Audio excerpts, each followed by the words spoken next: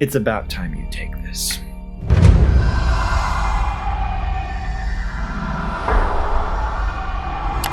Anyways, welcome to Induction Games. I'm your host, a videographer, and I am still drinking my G Fuel. This is actually the same day as the last video on this channel, but that's the YouTube grind. Anyways, before this video gets started, make sure you are subscribed to Induction Games if you are not already, because yeah, we are trying to reach anything higher than, you know, the double-digit subscribers we are. Hey, it's a 2-month-old channel. We're gonna grow. I just need you to subscribe and tell your friends if you enjoy this content. I know there's a lot of gaming channels out there, and I hope that I can be an entertaining one. Reggie, shut up. I have a bird.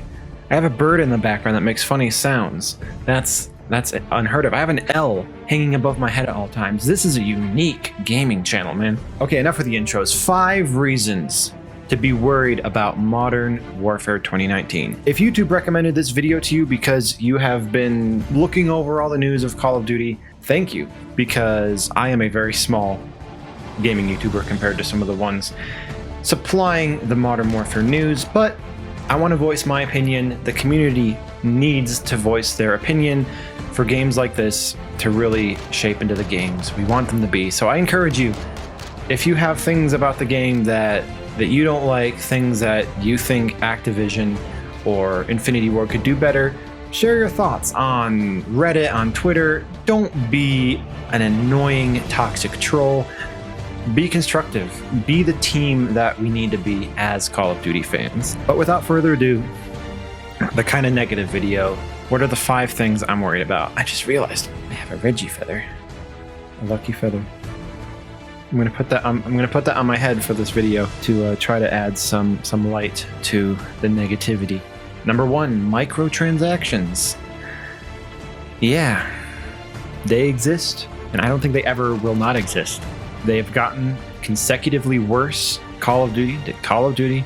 It's a very, very profitable game series, and no matter how mad they make the Call of Duty fans, somehow we always go back and buy their games. And I know there's some really dedicated people who are like, no, this is BS, and that's great. You really need to bet with your wallet. If you don't like something that Activision is doing, don't support it. If you complain about microtransactions and loot boxes and stat changing weapons, the best weapons in this game locked behind, okay, I'm saving that for another video. Don't spend money to get them. I don't know the exact math on this. I probably spent $400 on supply drops to get one weapon. The Call of Duty YouTubers I've loved for like 2 or 3 years now, you guys are setting the example. You guys are driving this community, and because you make revenue and can live on playing this game, doesn't mean you should just spend that money on supporting these broken systems that we all complain about. Some big COD YouTubers have sacrificed revenue and video space by not covering guns that are behind loot boxes out of respect for the community that is against this, and that's great.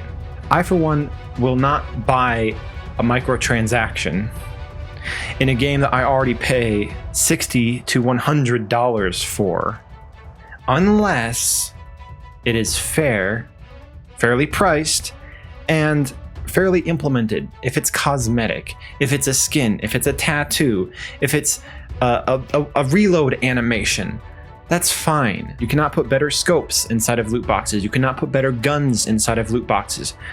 You cannot put, God forbid, like new perks inside of loot boxes. Activision and Infinity Ward said that Modern Warfare 2019 is going to have the biggest post-launch schedule of content, and it's not going to have a traditional season pass. So no more $50 for a bunch of maps that come after launch that you can never play on because half of the community don't buy those maps. All the maps are going to be free, and that worries me because they want to make more money than the last Call of Duty. And Black Ops 4 made hundreds of millions off of microtransactions. So I'm really worried that they're going to start locking up post-launch weapons inside of loot boxes, and the only way to get them is going to either be literally playing 8 hours a day or buying them. I honestly think that that could kill Call of Duty for good if they did it another year like that. They really need to learn their lesson from Black Ops. Everyone is really excited for this Call of Duty, including me. So do not fuck it up, Activision. Activision. Your shareholders are not Call of Duty fans. Your shareholders do not play this game with their friends. Your shareholders do not grind for diamond camo. So they shouldn't get to choose what guns you lock up in fucking loot boxes. Thank you, moving on. Number 2, this game is going to have full multiplayer. Brand new game modes, including like 20v20 and up to like 100 versus 100 that they're developing. A full campaign and a full deep co-op mode that's going to be supported post-launch. So hopefully the game is polished. Sometimes game developers can be too ambitious and try to cram way too many things into the game, and then there ends up being way too much broken, way too many exploits. They end up focusing on certain things and other things get neglected. This one is more of like a Ubisoft and Bethesda issue. They make these games with just so much to do in these big open worlds that it just leaves it open for a lot of glitches and stuff that just maybe never gets patched. I'm not really worried about it because everyone who's played the game is saying that for the most part, it's the most solid Call of Duty that they've played in a pre-alpha state. And, you know, we're still a few months from launch. So this one is probably the least likely to be a problem, but with so much content coming from a 3-year development cycle, there's bound to be some bugs and some issues at launch. Number 3, too much emphasis on the new modes. 2v2 gunfight and the 10v10, 20v20, 32v32, all these big game modes that they were announcing. With Black Ops 4, they really emphasized on Battle Royale. They have put so much more work into the new game modes and the new content in Blackout that they did in the main Black Ops 4 multiplayer. And this really kind of ticked off a lot of fans, including me, who liked the fresh idea of a new mode like Blackout and the innovation of it, but I just don't like Battle Royale. I can't get into Battle Royale. If I have 3 friends who all want to play together with me, yes, Battle Royale's great. But playing alone, I do not like it, so I never played Blackout. And that made the lack of emphasis on the main multiplayer mode in Black Ops 4 so lackluster. So I'm hoping that the traditional 6v6, fast-paced, medium and small maps, maybe a few of the 3-lane style maps, that is still supported for the Call of Duty fans who like it. Me, I wouldn't be surprised if I end up playing most of the new modes, because I'm honestly tired of the traditional small Call of Duty formula. I'm interested to see what these big maps with high player counts is going to be like, just running on like some huge streaks, you know, ranking up your guns. Like, oh, I need 50 headshots for this gun, and being able to do it in one match because there's just so many players. It's going to be a pretty cool sandbox. But if that's not your cup of tea, it is something to worry about. Hopefully, they stay true to the traditional modes. Number 4, this one, no minimap. I mean, I didn't even notice it in any of the gameplay until some YouTubers brought it up, and I probably would have noticed it if I played it, but having a minimap has always been a key part of the Call of Duty gameplay apart from hardcore. It helps you know where your team is on the map, which lane you're on, especially with a lot of maps, new maps that aren't traditional 3-lane. You got to kind of find your bearings, and being able to see it from a bird's eye view of where your allies are, where you are, and where some enemy gunfights are happening is really useful. Now, the biggest problem with the minimap is the red dot chasers that basically just say, I see red dots on the corner, I'm going to run there to try to kill them. And they end up not paying attention, they get killed, they aren't supporting the teammates or objectives that need to be supported. And by removing the minimap, they said it's going to be more tactical, more realistic. You can't just see where the enemies are at all times. You got to watch your teammates, and you actually got to use your mics Call of Duty fans don't use mics anymore. This isn't Modern Warfare 2, unfortunately. And not having a mini-map can be harder for aggressive players because you're going to have to be more careful. Like real life, like real war, you can't just be running around corners willy-nilly. You got to make sure that you're checking your corners, you're moving tactically, and it can just make the gameplay slower, promote camping. Infinity Ward said that they want everyone to play the beta and give feedback, and if all the community still wants the minimap to come back, maybe they'll bring it back.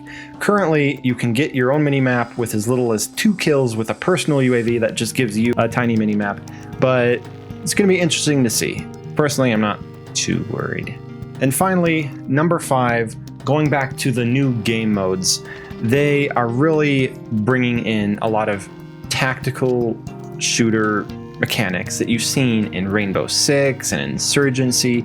A lot of these tactical shooters have really grown in popularity over the years, and I think they're gonna bring in some of that fan base. But if every new aspect to the game is, hey, this is Battlefield-y, hey, this is Rainbow Six-y, then Call of Duty could lose its identity. Again, I haven't played it, and I will have to gain my own opinion, just as you will gain yours, but a lot of the people who played it said it does feel different. It does feel a little bit heavier and weightier, kind of more like Battlefield in the movement, but once you get into it, you're like, okay, this is Call of Duty. This feels like Call of Duty. This feels good. It just takes a little getting used to, you know? It's running in a new pair of shoes. They're still Nikes, but they're just, I don't know, shoes. Let's say they're Nike 2080 Ti's. But yeah, the biggest one is just microtransactions, loot boxes, supply crates, reserve crates, whatever you want to call them. Activision is going to try to get as much money from this game as possible. What I'm hoping for is they use the new Call of Duty Mobile that's coming out this year, which is going to be free to play, accessible by millions and millions and millions of people around the world, more accessible even than a console and PC game. And I hope they just monetize the crap out of that, and people who play a lot of mobile games will buy a lot of microtransactions in that game. Maybe it deserves its own video as well, but hopefully that will drive some Call of Duty revenue for Activision, and they won't be so pineapple up the ass bad with microtransactions in this new game. So those are my 5 critiques. I haven't played the game yet. I will bring a bunch of content in when the beta comes out and give a lot of my opinions. Right now, it's still looking like I will play this game this year.